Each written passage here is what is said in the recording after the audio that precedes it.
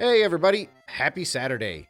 In light of the launch of the Nintendo Switch 2, which has been met with tons of controversy, not least of which the fact that so many people have casually gotten banned from the Nintendo servers online, I figure it's very important for us to highlight the difference between what a banned console is and what a bricked console is. And that's primarily because many people don't understand how scary it is that Nintendo is threatening to brick people's consoles. I should specify this, however. Nintendo, from my understanding, has yet to brick a console. They've only banned. And I'm going to very carefully, we'll say, show you the difference between a banned console and a bricked console.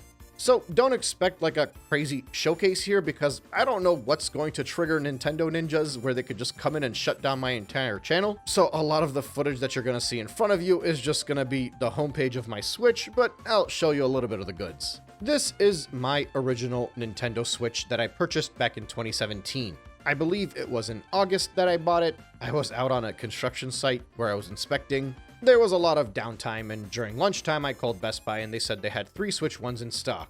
And given how quickly those were still moving off the shelves that far after launch, I quickly drove over to a nearby Best Buy, which was 5 minutes away, and by the time I got there, they only had 1 Switch remaining, and I bought it. Now, when I first bought this Switch, it was originally gray, even the Joy-Cons. But Nintendo eventually released the Mario Edition Switch sometime after 2020, and because I was a big fan of the blue Joy-Con grip and the red dock and the unique non-neon red Joy-Cons, I ended up buying one of those Mario Switches, and I just kind of switched around the accessories. I actually completely screwed off the backplate on that one and put it on mine, and then I posted that Switch that I bought online to somebody else at a discount. Basically, I was entirely transparent. They bought a new tablet with some used parts. I got the new Joy-Cons and some of the new accessories that just felt like they had a bit more flair, and that was to my liking. Anyway, the point is that despite the fact that this does not look like a launch Switch anymore, it is very much a first-year Switch. And just like many other people with first-year Switches, I modded mine. And just like many people that modded their Switches, I am banned on my Switch. Nintendo banned it.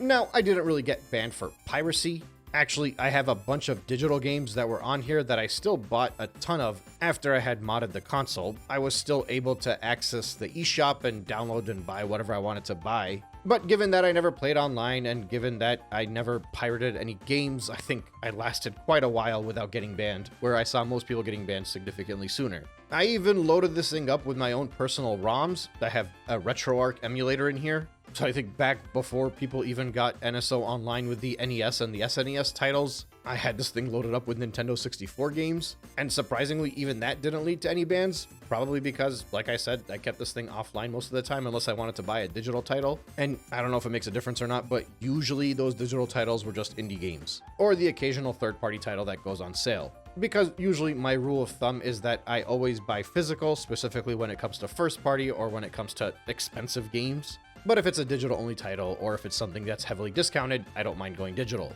Obviously, Nintendo games don't really go heavily discounted, and that's why I am pretty much only physical when it comes to first party. So, like I said, this is a banned Switch, but it's not a bricked Switch. And the reason why it's distinguishable is because this is still usable. All of the digital titles that I had purchased before this thing got banned are still completely playable. And not just that, if I want to update this thing using Nintendo servers, I can actually turn it on, go to the Switch update, and it will allow me to update. And in addition to that, I can even buy whatever physical game I want, throw it into my Switch, and play it fully. Now, in the case of the games that get updates after you already purchased the title, if you have a second Switch nearby, you can use a local update feature by replicating the firmware version of that title that's on your non-banned Switch, downloading it onto your Switch without connecting to the Nintendo servers. So basically, a banned Switch just cuts you off from access to Nintendo's servers, and the only thing they'll give you access to is those firmware updates, and obviously that's for anti-piracy reasons. If you're not somebody that plays online, and if you happen to be somebody that has a secondary Switch, a banned Switch is not entirely useless. There are a lot of things you will lose, for example, DLC and digital-only titles that you have to get from the eShop, and you could potentially lose access to games that require an online connection. So, for example, actually, we can probably pinpoint exactly when was the time that roughly I got banned based off of what my newest indie game on here is. But what ended up triggering the ban for me was downloading the Jackbox Party Pack games. I bought one of them on the eShop the same way that I was buying every other digital title that I had, but in order to play Jackbox Party Pack, you gotta be connected online. So we connected online, we played locally, we didn't even play online, and I think that gaming session is what actually triggered the Nintendo servers to ban my Switch. Now, by the time my Switch got banned, I already had purchased a second Switch because I was using a second Switch for all my online gaming. And from the day that I modded my Switch, I had already accepted that at some point it would eventually get banned. It's just what you expect. So for the most part, I was okay with it. Now, I realize a lot of you might wonder, why would somebody mod their Switch if they're not interested in pirating? And, well, I have a few reasons that I can lay out for you. First off, you can overclock your device. So you know how so many of you are going out of your way to play Tears of the Kingdom again because it was just underperforming on your original Switch? Well, if you had a modded Switch, you can just press a button and that thing is running more powerful, allowing to run Tears of the Kingdom without any crazy slowdowns. Actually, I think that's a big reason why I always find it so weird that people complain about the performances of the Zelda games. I think I ended up playing them on my Switch overclocked and not my other Switch. And I might just be misremembering and assuming that I played it on my non-banned Switch, and that's why I keep thinking that you guys are overreacting. Although, come to think of it, I'm pretty sure Breath of the Wild I played on the original Switch because I got that one at launch before, and then Tears of the Kingdom was after I had modded my Switch. So when I bought that one, I played it on the modded Switch and overclocked it, and that might be why I don't really care to buy a Switch 2 in order to just play Zelda again. Anyway, so the overclocking is just one benefit. The Switch 1 was more powerful than Nintendo actually allowed it to be. And naturally, since they're not the type of company to allow you any form of customizability, they completely blocked that ability of you to play with a stronger Switch. And likewise, you could even underclock your device if you were just somebody that travels a lot and plays a lot of lower strength games, indie titles, for example. You could have a longer battery life. And I used to go back and forth between this. Another benefit that was pretty cool was that I could transfer save files very easily between consoles, and not just between consoles. I can get those completed save files online for giant multiplayer games that I don't feel like playing through to unlock everything. And likewise, if there are any cheats, you can get the cheats from there, and the mods and the ROM hacks and whatnot. So like people that play Mario Party and they have multiples of the same character on the screen, stuff like that. I found this very beneficial for games like Bomberman, where it's if you want to unlock all of the different boards, you had to beat the single player mode, and I just didn't feel like playing it. I bought that game for 8-player Bomberman Madness, and that's what we were using it for, local play. So I just quickly grabbed a save file from online and put it on my Switch, and bam, all done. Another massive benefit to having a modded console was somebody actually developed a program that allows you to use any controller as a Switch controller. So like, you know how you can go out and you can buy one of those adapters that allows you to use your PlayStation controller on your Switch? Those adapters are like 20 bucks or whatever. Instead of that, there was a simple software. You put it on your modded Switch, and now it's able to read Xbox controllers, PlayStation controllers, even Wii remotes and nunchucks, and a whole ton of third-party controllers as well, allowing you to effectively be able to fill up that 8-controller requirement if you had a party, which is something that I did very often. And then obviously something that many people want, customizability. Now my Switch is pretty boring because I don't care too much about this, but people that want folders, they want different themes, they want different colors, different backgrounds, all of that stuff is very popular with the homebrew scene. Now, I'm a pretty basic modder. I don't really go that in depth. I modded mine very early on. I didn't really customize it all that much. I took advantage of a few of the things that I just mentioned, but as time went on, people got better and better when it came to how they protected their Switch. And many of them were able to play online while also having a whole different setting set up where they could play offline as well and not worry about getting banned. So whatever the situation is, this is a console that's banned. A console that's banned without piracy. Even the ROMs I used are my own personal ROMs. Even if I wanted to dump out the data from my cartridge in order to back it up onto my Switch, I could technically do that. That's not illegal. The piracy portion is strictly going online and finding a game and downloading it illegally. The problem is Nintendo associates anything modding related with piracy and automatically bans you from their servers, making your life a bit of a headache. Now, in the case of the Switch 2, it's not a modded console yet. So when it gets banned, it's going to be a lot harder to get those workarounds in to make your games work. And given that game key cards are a thing, and that the Switch 1 games require day 1 patches in order to make them run better and actually run at all on the Switch 2, it could be very tedious to play everything that you want to play, but the point is, the Switch 2 still works if it gets banned. You could still do the firmware update over the air, and you can still buy your Nintendo Switch 2 games and your Nintendo Switch 2 Edition games and enjoy them pretty much to their fullest if they're all on the cartridge, which all of the first-party games are. And, I mean, let's be real, everybody buys Nintendo consoles for the first-party games, not the third-party ones. Well, maybe not everybody, but a vast majority.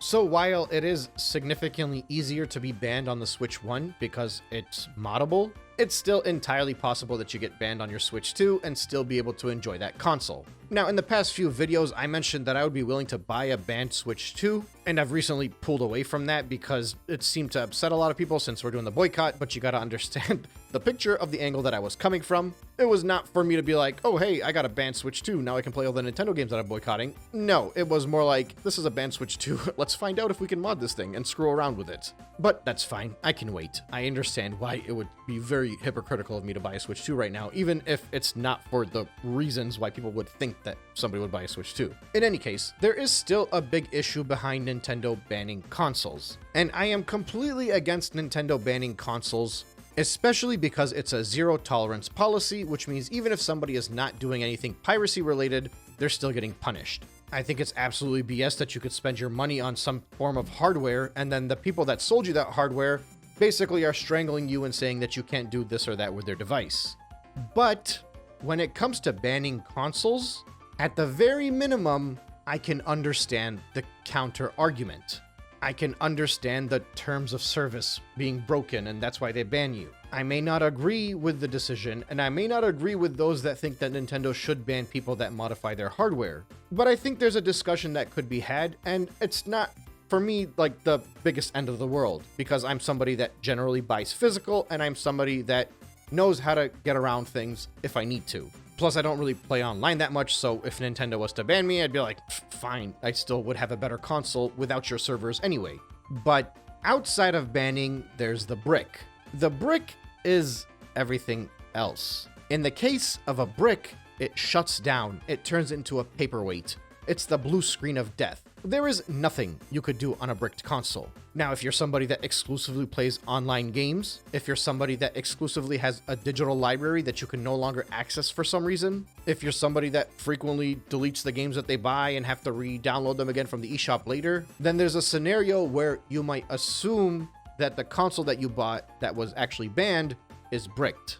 Because for you, it feels like it is bricked. But if you're still able to go to the store and you're still able to buy a physical cartridge, put that cartridge into your console, and still play those games, it's no longer a brick at that point. If you still have 15 to 20 titles, 5 titles even, that are digital, that are sitting on your home screen, and you got banned from the online servers, but you're still able to play those titles, your console is not a brick. This is a device that you are still very much allowed to use. Because if they were to brick your device, that's when it gets a little bit insane. Imagine this, you buy a smart TV, and then you decide to sideload some apps that don't belong on that smart TV. So the company that sold you the TV doesn't like that you're sideloading these apps on there, so they decide that you're no longer allowed to use their own internal apps. You'll be like, fine, whatever, I'll get a Fire Stick, plug it into my HDMI, and now I can still get access to everything that I want to access, despite the fact that I can't use the built-in smart features on the TV anymore. Instead of that, imagine now that TV company just made it so that that TV can no longer turn on. It can no longer function. When you can still use the TV with a Fire Stick, that's a banned TV. You're banned from their servers. When you can no longer use their TV, that's the brick. You can argue that somebody that's actually pirating deserves to get banned. I don't think there are moral grounds to say that somebody that's actually pirating deserves to get bricked. And that's not even considering that there is no verification to confirm that those people are pirating. These are just with Nintendo assuming that somebody might be pirating that they ban, and now they're thinking about bricking consoles. But even if they can confirm that somebody stole something, they can't just shut down a console that you bought. That is insane. That's where the draconian conversation comes in. That's like agreeing that because you illegally streamed something, your phone deserves to be bricked, or even deserves to be banned. It doesn't. Neither of those things would fly on any other thing, but with gaming consoles, for some reason, people are just like, well, yeah, the corporation's right in this angle. I'm not saying that piracy is the right answer. I'm also not necessarily saying it's wrong because I think it might be the best form of protest to potentially get Nintendo to behave better with their people, see the PC community and how nice they are to them. That's largely because they know that people are going to pirate. But that's not what I'm trying to defend here. I'm not saying that you should go out and pirate your Nintendo games, even though it's very easy to pirate everything about Nintendo. All I'm saying is that in this lovely world we live in that's full of justice in every way, shape, and form, with no exceptions, the punishment should fit the crime. And while there could be a debate, maybe, that if somebody was to pirate, they deserve a ban. Maybe. A brick is out of the question an undeserved punishment. And again, that's only with the assumption that you can guarantee 100%, innocent until proven guilty, that that person was actually pirating when they modified their console. And if you think right now there is an uproar because Nintendo Switch 2s have already started to receive bans, just wait to see what happens if Nintendo starts to brick consoles. Because the uproar ahead of time, before the console came out, for those of you that are extremely unaware apparently, was not because they said they were going to ban your console on the term of services. Console bans have been a debate for over a decade, maybe even 2 decades by now. It's the fact that they're going to brick the consoles that caused this controversy. And that's the issue, and that's what people are afraid of. And that's why many people are boycotting the Switch 2. Because whether or not you're planning on modding, whether or not you're planning on pirating, no company should have that kind of power over something that you spend money on to buy from them. So while I see many people talking about how this is very normal and it's not a big deal and yada yada, yeah, the bans that happen for the Switch 2 for using the Mig Switch are actually normal. That's common. Granted, it's a bit crazier now, and it's going to get crazier and crazier because of how little ownership we actually have over the titles that we buy and the consoles that we buy, but it's still something that's to be expected. But if they cross the line and they start doing the bricks, that's when you'll understand why people are actually bothered. We still haven't reached that level yet. Anyway, that's all I got for today. Thank you for listening, and I will catch you on the next one.